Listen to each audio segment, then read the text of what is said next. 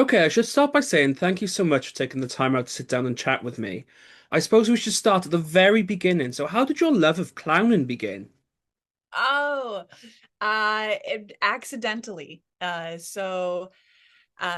went to university and studied theater and also studied political science. And then after graduation, I moved to Chicago and started doing a lot of like plays, like a lot of folks. But then I was also getting hired to do a lot of like event work, Hmm. which was a lot of audience participation, a lot of playing and finding games. And it wasn't until like a peer was like, I think you're doing clown stuff. And I was like, what? They're like, yeah, I think that's what you're doing. I think you should do more of that. And so it wasn't until somebody on the outside was like, I think that this is what I see happening. And I was loving it so much that I was like, okay, cool. And so then I started seeking out classes and workshops and more intentionally diving into it. Oh, wow, amazing. And obviously, we'll talk about the actual show later, but I've also read there's quite a lot of ventriloquism in your show. So, how did Oh, that come to be? How did that get into your sort of realm of experience? yeah. I actually don't do ventriloquism. That is a skill set that, wow, someday I hope, but there is a lot of puppetry. Okay. So I've been a professional puppeteer for almost 15 years. I found that before I found clowning work. I've got a Okay. couple of puppet friends in the corners. Um, but that is very similarly also by happenstance and accidentally was in a show called Failure, a Love Story by Philip Dawkins. It's a gorgeous play. And inside of the script, Philip wrote, this play could be done with 7 people. This play could be done with 30 people. It could be done with puppets. It could be done with nothing. And the production I happened to be a part was directed by a person named Andy Park, who ran a puppet company here in Chicago. And so his production was filled with puppets. And Wow. that was first like Hmm. time manipulating and bringing to life. And I love it so much because there's so much magic in puppetry. There's so much whimsy, Hmm. and you can like a puppet can say something vile and grotesque, and we'll accept that as an audience a Hmm. little bit more than we would like if it came from a human voice or a Hmm. human character. Yeah. And inversely, we'll believe a puppet's death, and like I've watched and I've been an audience just sobbing Hmm. at the loss of this like little puppet creature. So there's just I feel like there's so much Hmm. whimsy and magic in puppetry and storytelling potential. You mentioned the difference between ventriloquism and puppetry. So do you mind Mhm. just exploring that difference? What the difference is? Yeah, so puppetry is like this big umbrella Hmm. of object manipulation. Hmm. And inside of it, ventriloquism is like a subgenre, right? And then there's Hmm. marionettes, which is what this guy is. Then there's like bunraku style, which is a Japanese style of puppetry that takes 3 people to operate. There's parade style. There's shadow puppetry. So there's all these different styles of puppetry in the world, and ventriloquism is like a type of. Hmm. Oh, okay. So it's just kind of a part of, but you, okay, fantastic. So obviously, we've obviously mentioned your show coming up, always, sometimes, maybe. So Yeah. where did the idea from that come from? Oh, it is. It came for like in the thick of COVID. Hmm. Um, I kind of sat down and I had all of these 5 minute sort of slam pieces or acts, some puppetry, some clowning. And I just kind of like looked at what my catalog was out of curiosity. Hmm. And I started to notice themes started coming through. And I went, oh, I think I'm telling or trying to tell one story in all these different little bits. Mm. And so that story is the story of loneliness. This obviously in lockdown we were all very Hmm. isolated Hmm. in various ways, but there's also this added level of loneliness that's happening across the globe. Hmm. um, I don't know about in the UK, but in the United States in 2023, our US Surgeon General released an epidemic warning, like a 112 page report on the effects of loneliness, Mm-hmm. that it is not only a danger to our mental health, but it's having a physical effect on us. Mm-hmm. It's the equivalent of like smoking 2 packs of cigarettes a day. Wow. um, there's this Mm-hmm. like real ramification of loneliness. um, and so I was curious of like, there's got to be some absurdity in that. There's got to be something we can like laugh at. There's something Mm-hmm. we can identify and go, oh yeah, Mm. me too. Sometimes I've done that or felt that or thought that. Mm. Yeah, totally. And obviously, it must have been quite serendipitous to find your work during lockdown when loneliness was at the all-time high. Yeah, truly. And I think there's this like pity that sometimes Hmm. happens when you hear folks be like, maybe quietly admit that they struggle to make friends. Hmm. um but I think there's more of that, people struggling to make friends, than there are in the other camp. And so I don't think we need to pity those folks. I think we want to go, great, look how many of you there are. Yeah. Like, what if you talk to each other? Yeah. Yeah. And obviously, this easier said than done, but Of it's course. such Oh an my god. idea that it's like, well, if everyone's feeling, how can everyone feel lonely? Yeah. It feels like an antithesis. There's Hmm. this contradiction in that, and that absurdity, right? And for the show, so right, there's this. It's a solo show, Hmm. um, and so for a solo show about loneliness to happen in front of an audience, there's Hmm. that contradiction. Mm. So obviously, you come up with the show always, sometimes, maybe. Mhm. So where did the name come from, and how did that come to be? Mm. Yeah, the show has in its life cycle had many names. I Hmm. landed on this one because there are these rules to society Hmm. that are often unnamed, Hmm. but you're expected to follow them, such as when you get into an elevator, you turn around. Hmm. Why? Nobody told us to do Yeah. that. um, we are expected, if you pay a compliment, you're expected to make that Hmm. reciprocal. It goes both ways. So there are all these rules that nobody says, but there's this question of like, are you always supposed to do it? Hmm. Only are you sometimes, maybe if it's the right circumstance, right? So a rule is not actually a rule, it's a guideline.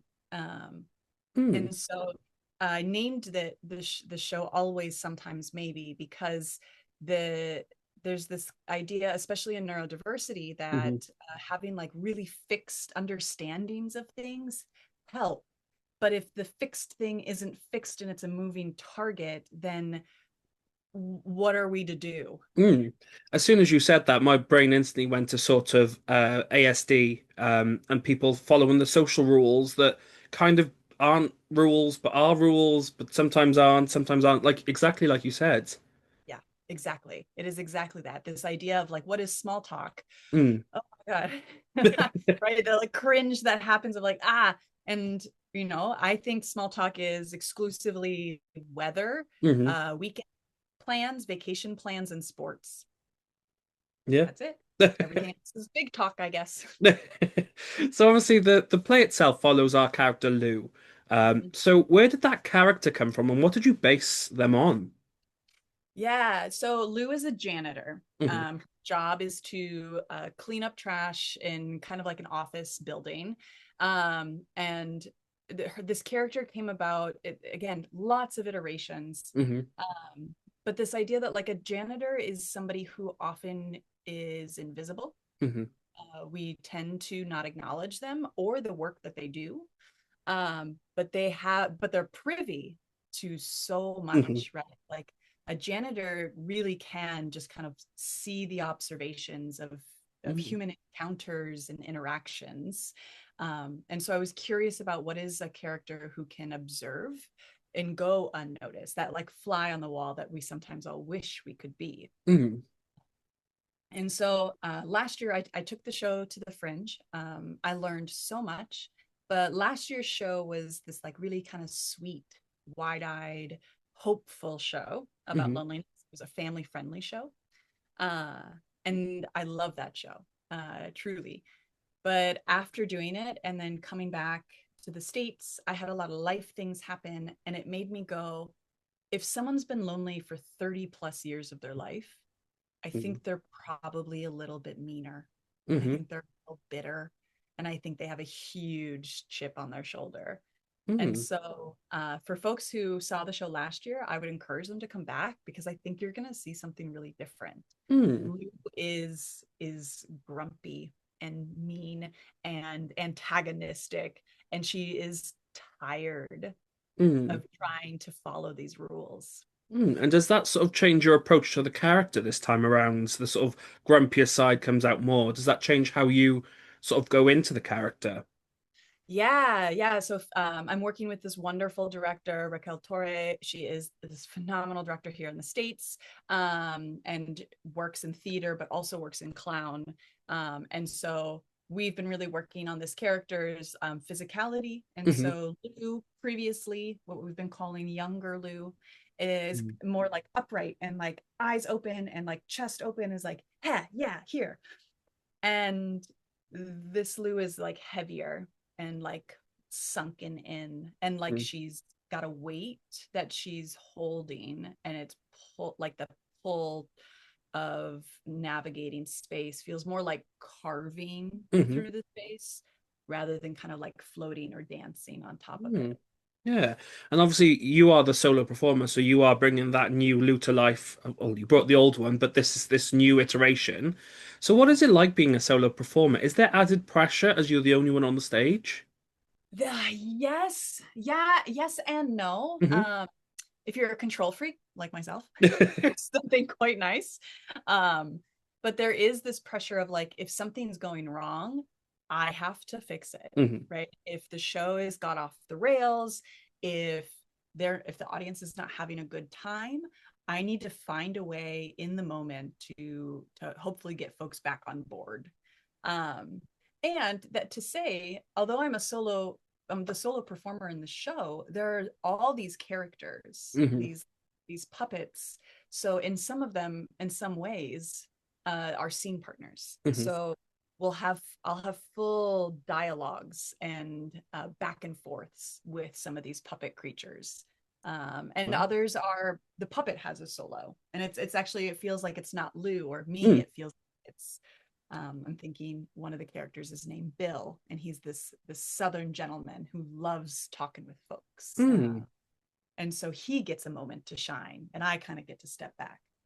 Mm. Obviously, you mentioned there that we talked about at the beginning your love of puppets, and bringing those multiple characters in. But not only are you doing the solo show, but you are also flexing your puppetry skills at the same time. So Yeah, how have you found sort of implementing the puppet aspects of the show? yeah. So there are, I think, in the older version there were like three main puppets. Hmm. There was Bill, Marge, no, excuse me, Bill and Big Girl. Those were the two. And this iteration we have Bill. Marge is this like 60-year-old something chain smoker lounge singer, kind of says whatever she Mm. wants. She's that crass Hmm. older person you might encounter. We have Big Girl. Big Girl is Lou's best friend. Been working forever, kind of like Frankenstein's monster. Is this like forever project, invested all these feelings and all of these hopes and dreams into this puppet. We have Scrappy, who is the shop dog, uh, made entirely out of like newspaper and plastic bag scraps. Real sweet, charming of a little pup. Uh, and then we have Trash Monster. Trash Monster is exactly kind of what it sounds like, is trash can becomes this like gross monster that eats Mm. everything. And then we have what I call is Big Monster. And so Big Monster is the trash liner. The trash liner comes to life, and has an interaction. Mm. So all of these puppets are made out of repurposed materials. They're Wow. made out of scraps. They're made out of trash, garbage, whatever we can find. Uh, both dramaturgically, because like if a janitor, Mm, what she has available is the trash that she's collecting, but also I think there's this like other maybe metaphor somewhere in there of like the stuff we throw away, we hmm discard, we think less than, but somebody might actually find gold in it. mm, There's yeah. value, there's potential. And again, for folks in the neurodiverse universe, we often feel overlooked or hmm discarded or less than because we're not packaged the same way. hmm Yeah, totally. And obviously, it might be a peek behind the curtain, but obviously, you're bringing these characters to life. Um, so how do you find the switch between the characters and the roles as you're live on stage? Oh, that's really fun. I love it very much. Hmm As far as like the switch between them is, first of all, a lot of practice. hmm Name it. It's a lot of work. Uh, being like, okay, so who am I in this moment? And oh, right, I gotta. Where am I supposed to be? Uh, I will say I feel like I have a cheat because I'm using puppets, so it's hmm not just entirely this body hmm having to do the characters. It's a lot of vocal work. Uh, Sometimes what I find to be really difficult though is this severing that has to happen. So I'll have this puppet over here having this dialogue, but I need to sever essentially from the shoulder this person's Mm. personality and perspective while I keep Lou alive over here. Wow. And Yeah. it's this really it's something that I'm still and will probably always still be Mm. working Because at. I've seen obviously ventriloquists before who have conversations with their puppets, but Yeah. they're playing themselves talking to the character of the puppet. You are playing a character who is also talking to a puppet. So you are playing a character through a puppet through a character. Yeah. Yeah, totally, totally. There's all these like layers and masks that I'm like trying to put on and take off. Mm. Live on stage in front of everyone, which is Yeah, it's a oh. thing. It's a feat. Obviously, you mentioned earlier you'd been to the Fringe before, but a kind of spoiler alert, you had the announcement that you are returning this year.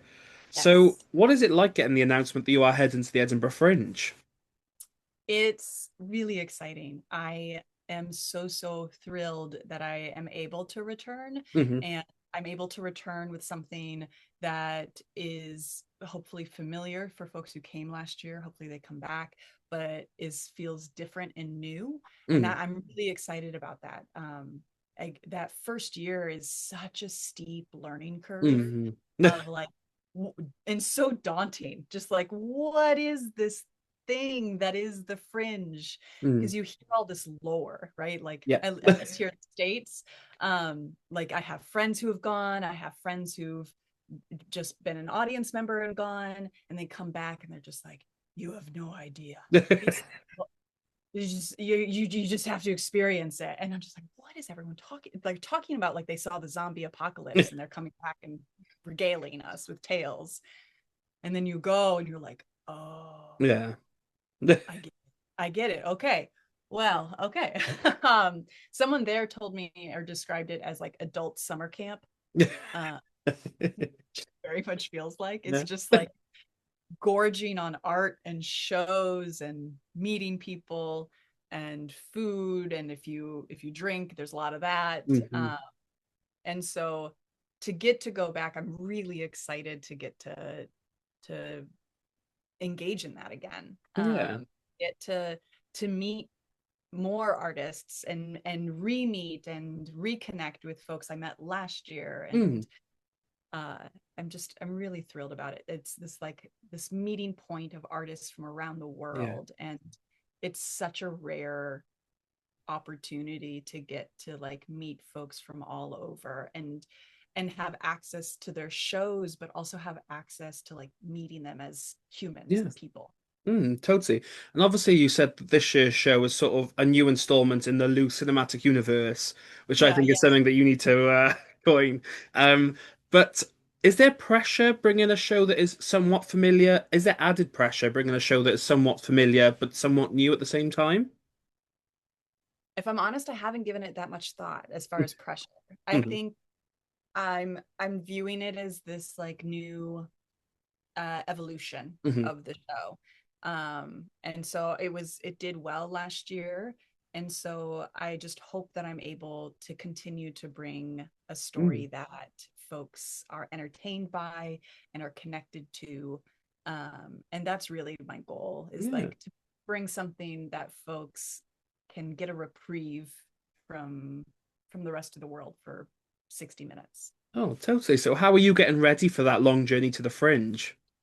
Yeah, so I'm in rehearsals now. I'm this week is actually my finishing the puppet build week, so I'm in my little workshop tinkering away.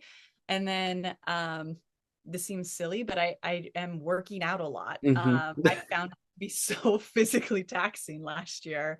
On top of, we were really fortunate to be part of a bike program, and so we were able to get bicycles to ride around Edinburgh, which is wonderful. But nobody told me about the hills, and so Yep.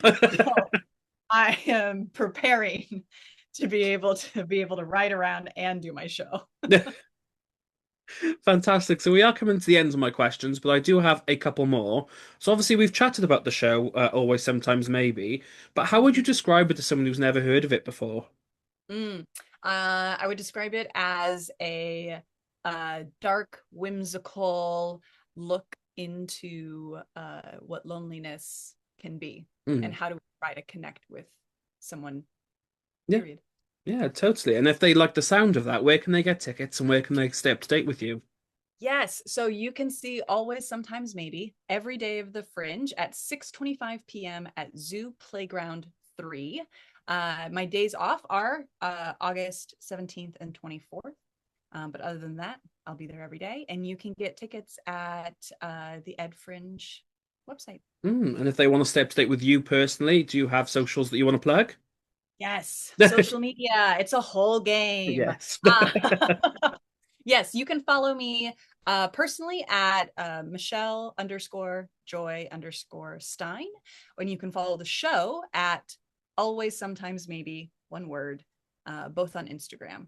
That's Oh, the only one I amazing. mess about.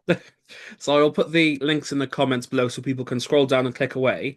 But my Perfect. final question is, what advice do you have for young performers looking to do what you do? Mm, for the young performers looking to do what I do, I would say start playing. Hmm. If you are really inspired by puppetry, start picking up stuffed animals and Hmm. start bringing them to life. If you're interested, like pick up a piece of garbage, right? Like those plastic grocery bags are such wonderful little magic toys. If you scrunch them up and start bringing it to life, if you're interested in doing clowning stuff, I say start doing it. Like Hmm. you can read about it, you can take classes, which I would recommend. Look into who is teaching. Hmm. Really research. I'm a big fan of reading and researching what you're interested in. But at some point, you do want to get on your feet and start doing it, and know ahead of time you will fail. Hmm. You fail spectacularly, and it's going to be gorgeous and beautiful when you do. And then take that failure and try again and try Mm. again and try again and again. Oh, amazing. So I said at the beginning, but I'll end the same way. Thank you so much for taking the time out to sit down and chat with me. As I said, I'll put the links in the comments below so people can scroll down and click away. I obviously wish you the best of luck at the Edinburgh Fringe, and I shall speak to you soon.